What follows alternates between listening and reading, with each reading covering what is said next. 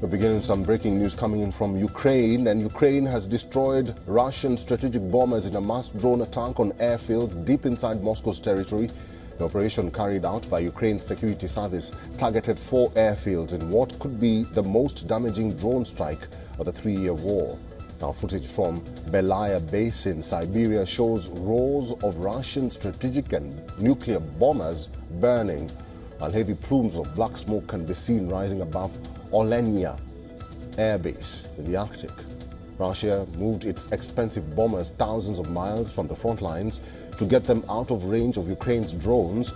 Drones also targeted the Ivanovo Airbase northeast of Moscow and Diaghilevo base south of the capital.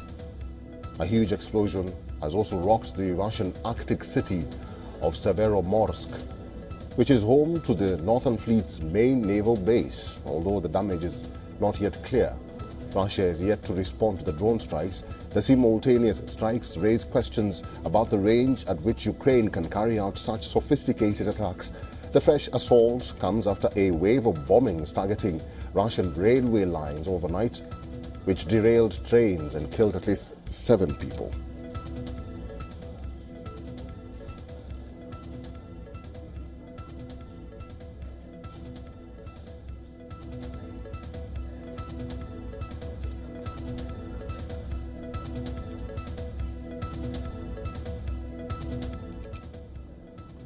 All right, let's talk to Dr. Sergei Sumleni, who's a defense expert and director of European Resilience Initiative Center, is now joining us live on this matter. The governor of Irkutsk region has just issued a statement. I'll read part of the statement. He says that this is the first time Siberia has been hit. One drop was at an old building. The exact number of UAVs has not yet been counted. Operation and security services have been pulled to the scene, and he's asking people not to panic. But what's the significance of this latest move by Ukraine? Oh, well, first of all, thank you for having invited me here today. It's an honor, a pleasure to be your guest as always. Well, the attack is marvelous. I literally cannot name anything in the history of the warfare what could have been the comparable attack. Attacks simultaneously at against 5 military bases across the country with a distance of over 4,000 kilometers between the targets. Absolutely unexpected. Ukrainians say that they have destroyed or damaged 40 strategic bombers, even if a part of this number is true. And I think looking at the number of smokes, it is true. Russia has lost a huge part of its strategic fleet. We have seen the Tupolev 95 bombers burning. They burning especially good, these old bombers, and Russia cannot replace them. And Tupolev 95 is especially important because it can carry multiply cruise missiles simultaneously, much more than Tupolev 22 or Tupolev 160. And Russia needs to saturate Ukrainian air defense with their cruise missile strikes. So when Tupolev 95 are out of the game, Russia cannot mass strike Ukraine. And I need to show you, like, this is literally the 10-inch drone. Exactly with these drones we supply the Ukrainians, and this is the drone which costs like 400 to 500 euro.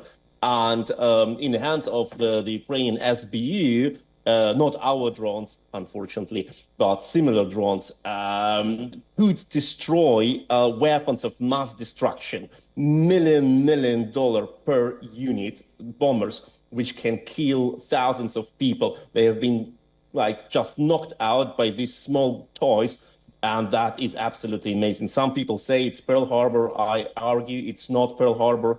Pearl Harbor was an unprovoked aggression and led, after all, for destruction of Japanese military. This is much more a battle of Yavin, the rebels attacking a Death Star with small power, with small forces, attacking a terror weapon which allows the empire to terrorize the whole galaxy. That is literally the battle of Yavin. What happened before, only in Hollywood, happens now in reality. Dr. Sumleni, let me ask you this then. It is clear that this is drone warfare. How is Russia likely to respond to this latest attack by Ukraine? And considering this is miles away, we are talking about 4,300 kilometers, like you mentioned there, and having in mind that the talks are just tomorrow, slated for tomorrow. Well, first of all, I think that we need to separate two things. Does Putin need to save his face in front of his own military? Yes, maybe. Will he do it? We don't know. Before, there was no such case. When Russian cruise missile Moskva was destroyed, there was no reaction of Putin, and other things similar, no response from Putin. And there are people who say now Russia will retaliate. Okay, first of all, I will ask by what, with 40% of Russian strategic bomber fleet is burning in front of our eyes. And did Russia ever need a reason to mass shell Ukrainian cities? No. I am currently in Kyiv. Every night we have ballistic missile threats. Just like several hours ago, a ballistic missile was intercepted just over my house with a sound you will not miss in your life. And that is the reality. Russia never needed any reason to attack Ukraine, to kidnap Ukrainian children, to destroy Ukrainian cities, to kill Ukrainian prisoners of war, etc.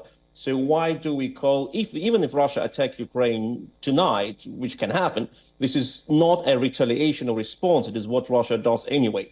But the position of Russia in negotiations is dramatically weaker, because Russia cannot say to Ukrainians, as they said last time, just accept our demands or you will lose 5 more oblasts, because the Ukrainians will say, just get out of our country or you will lose the rest of your strategic nuclear forces. And that is very real. That is very real. And that means that the negotiations, and Russians have already announced that their delegation has left for Turkey for the talks, the negotiations will be held under the shadow of Russia's weakness and Russia's destruction, not of Russia's power and superiority.